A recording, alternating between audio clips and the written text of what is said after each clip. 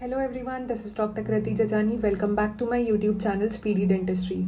TMJ disorders को याद करना डिफिकल्ट है तो बेसिक क्या करना है, स्ट्रक्चरल हो सकता है या फिर फंक्शनल हो सकता है. फंक्शनल बेसिकली क्या होगा, MPDS myofascial pain dysfunction syndrome. Structural को हम इस वीडियो में डिटेल में पढ़ेंगे, तो stay tune and like share and subscribe to my channel. तो स्ट्रक्चरल को डिटेल में पढ़ने के लिए क्या होता है बेसिकली कि हमारे पास स्ट्रक्चरल डिसऑर्डर होते हैं, मतलब TMJ के स्ट्रक्चर में कोई प्रॉब्लम है. तो वो स्ट्रक्चरल प्रॉब्लम जो हो सकती है वो बर्थ से हो सकती है, मतलब डेवलपमेंटल हो सकती है या फिर एक्वायर्ड हो सकती है. राइट. डेवलपमेंटल में क्या होता है, 4 चीज़ें हो सकती हैं. शुरुआत की 2 तो कॉन्डाइल की वजह से होती हैं और बाकी हम याद करेंगे कि मैंडिबल में होती हैं. कॉन्डाइल भी मैंडिबल का पार्ट है पर अलग से है. तो फर्स्ट और सेकंड जो है वो क्या हो रही है, कॉन्डाइल में या तो हाइपरप्लेजिया हो सकता है या फिर हाइपोप्लेजिया हो सकता है.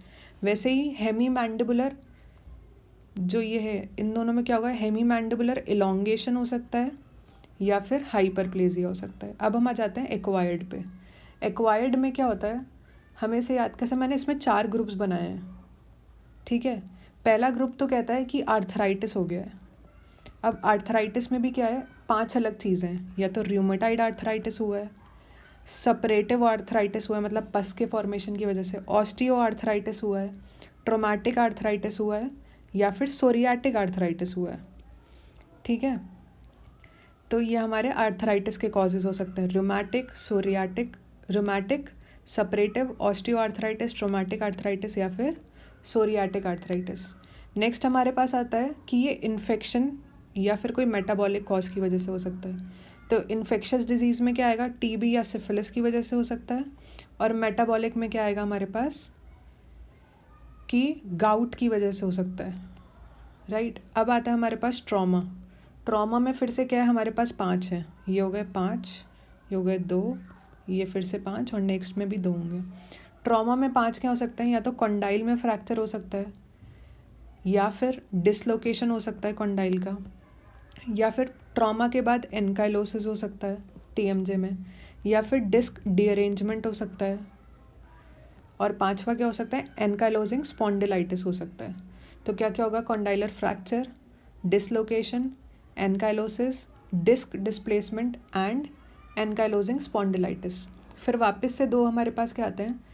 उसके अलावा क्या हो सकता है, साइनोवियल सिस्ट या फिर फिस्टुला बन सकता है या फिर नियोप्लाज्म हो सकता है, मतलब सिस्ट या फिर कैंसर हो सकता है.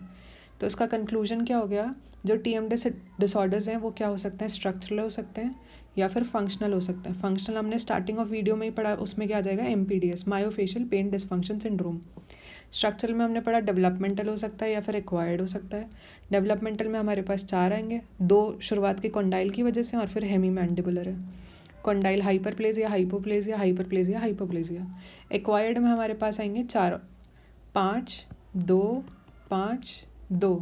ठीक है. 5 पहले वाला क्या है, आर्थराइटिस. आर्थराइटिस में rheumatoid arthritis, suppurative arthritis, osteoarthritis, traumatic arthritis या फिर सोरियाटिक आर्थराइटिस. इन 2 में क्या आएगा हमारे पास, इन्फेक्शन जिसमें आएगा TB और सिफिलिस या फिर गाउट, मेटाबॉलिक डिसऑर्डर.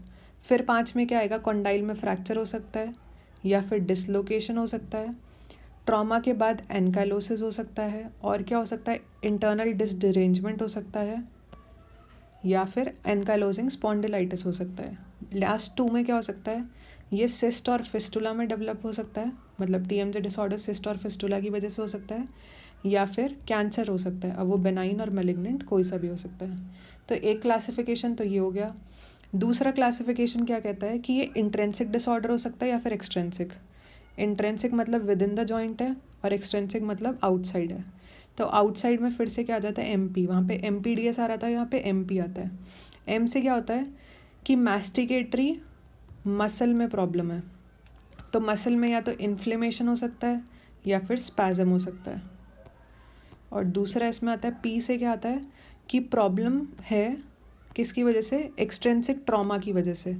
तो फ्रैक्चर हो गया, ट्रोमैटिक आर्थराइटिस और इंटरनल डिस्क डिसअरेंजमेंट इसमें आ जाएगा. अब आ जाते हैं हम इंट्रेंसिक डिसऑर्डर पे, जो कि मेन याद करना है हमें.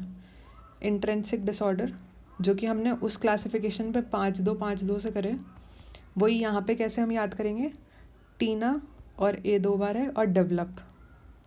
ठीक है। टी से आता है ट्रॉमा। ट्रॉमा में क्या आएगा, डिसलोकेशन हो गया, हीम आर्थरोसिस हो गया। आई से आएगा हमारे पास internal displacement, internal disc displacement. इसमें आ जाता है डिस्क डिस्प्लेस हुई है, विद रिडक्शन हुई है या विदाउट रिडक्शन है। तीसरा एन से आता है हमारे पास नियोप्लाज्म। नियोप्लाज्म कैसे हो सकता है, बेनाइन हो सकता है या फिर मैलिग्नेंट हो सकता है। बेनाइन में क्या होता है, ऑस्टियोमा, कॉन्ड्रोमा। तो मैलिग्नेंट में क्या हो जाएगा, ऑस्टियोसार्कोमा, कॉन्ड्रोसार्कोमा। ए से हमारे पास दो क्या आते हैं, एनकाइलोसिस हो सकता है या फिर आर्थराइटिस हो सकता है।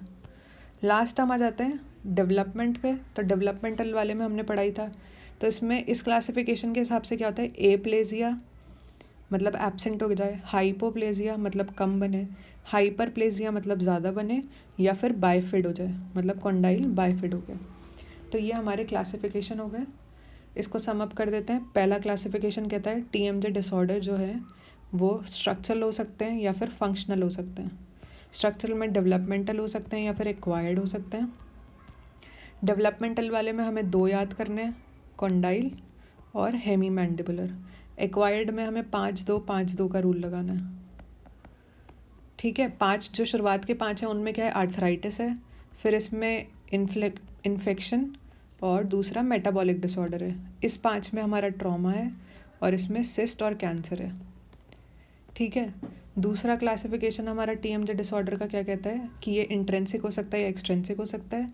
एक्सट्रेंसिक है तो उसमें एम और पी है, मतलब मसल में दिक्कत है, और पी मतलब पोस्ट ट्रॉमा वो डेवलप हुआ है। और इस वाले में क्या आता है हमारे पास, इंट्रेंसिक। इंट्रेंसिक का निमोनिक है हमारे पास टीना, A2 है, और डेवलपमेंट। टीना में टी से क्या हो गया हमारे पास, trauma, internal displacement, neoplasm, ankylosis और आर्थराइटिस, और डेवलपमेंटल कॉन्डाइल। इसमें एप्लेजिया, हाइपरप्लेजिया, हाइपोप्लेजिया या फिर बाइफिड हो सकता है। Thank you and stay tuned for more.